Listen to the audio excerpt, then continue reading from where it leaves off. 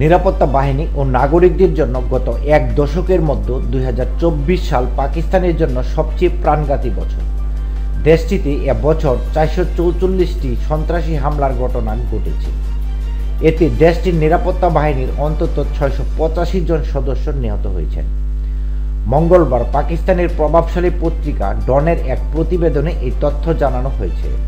প্রতিবেদনে বলা হয়েছে, এবছর হামলায় পাকিস্তানে বেসামরিক ও নিরাপত্তা বাহিনীর সদস্য সহ 1512 জনের প্রাণহানি ঘটেছে।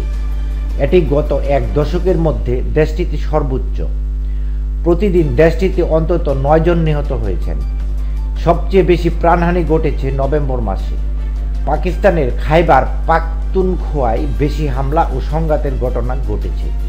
Centre for research and security studies তাদের বার্ষিক প্রতিবেদনে বলেছে, 2024 সালে সংঘাত সংশ্লিষ্ট 2546 জনের প্রাণহানি হয়েছে। আহত হয়েছে 2267 জন। এদের মধ্যে বেসামরিক নিরাপত্তা বাহিনীর সদস্যরা রয়েছেন। সাম্প্রতিক বছরগুলিতে পাকিস্তানের নিরাপত্তা বাহিনীর উপর হামলার পরিমাণ অনেক বেড়েছে। এসব হামলার জন্য পাকিস্তান তাদের নিষিদ্ধ ঘোষিত তেহরিক-ই-তালিবান পাকিস্তানকে দায়ী করে। অন্যদিকে টিটিপি ও পাকিস্তানে অনেক হামলার দায় স্বীকার করেছে। চলতি মাসে পাকিস্তান ও আফগানিস্তানের মধ্যে পাল্টাপাল্টি হামলার ঘটনা ঘটেছে।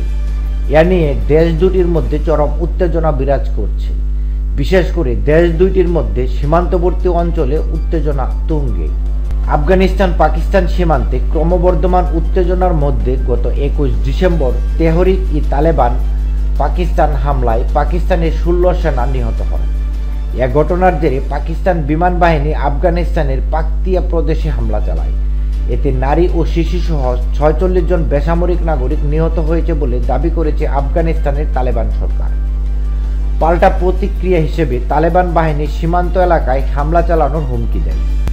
সোমবার আল জাজিরার এক প্রতিবেদনে বলা হয়েছে, আফগান সীমান্তবর্তী অঞ্চলে দীর্ঘদিন ধরে উত্তেজনা বিরাজ করছে।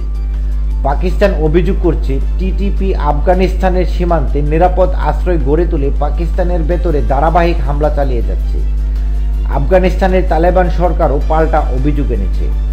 পাকিস্তানের হামলায় নিরীহ বেসামরিকরা ক্ষতিগ্রস্ত হচ্ছে। 21 ডিসেম্বরের টিটিপি হামলার জবাবে পাকিস্তান বিমান বাহিনী পাকতিয়া প্রদেশে বোমা বর্ষণ করে। তালেবান দাবি করেছে, পাকিস্তানের এই হামলায় নারী ও শিশুসহ 46 জন নিহত হয়েছে। এতে উত্তেজনা আরও বৃদ্ধি পায় এবং তালেবান সরকার সীমান্ত সংঘাতের জন্য পাকিস্তানকে দায়ী করে পাল্টা হামলার ইঙ্গিত দেয়। আফগানিস্তান ও পাকিস্তানের মধ্যে সম্পর্ক ঐতিহাসিকভাবে জটিল।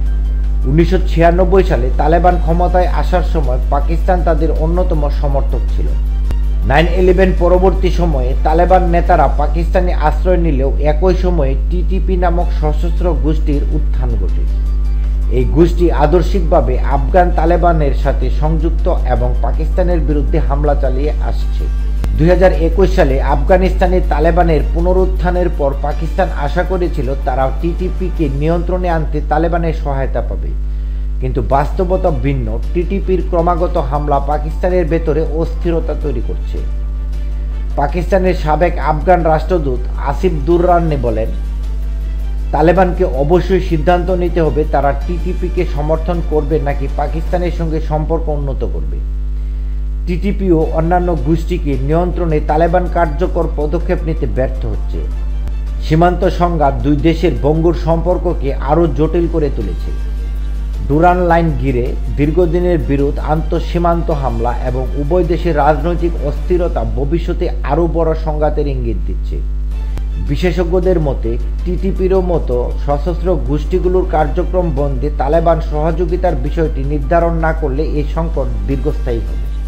সব মিলিয়ে আফগানিস্তান ও পাকিস্তানের মধ্যে সম্পর্কের টানাপোড়েন এবং সংঘাতের বর্তমান পরিস্থিতি পুরো অঞ্চলের স্থিতিশীলতাকে হুমকির মুখে ফেলেছে।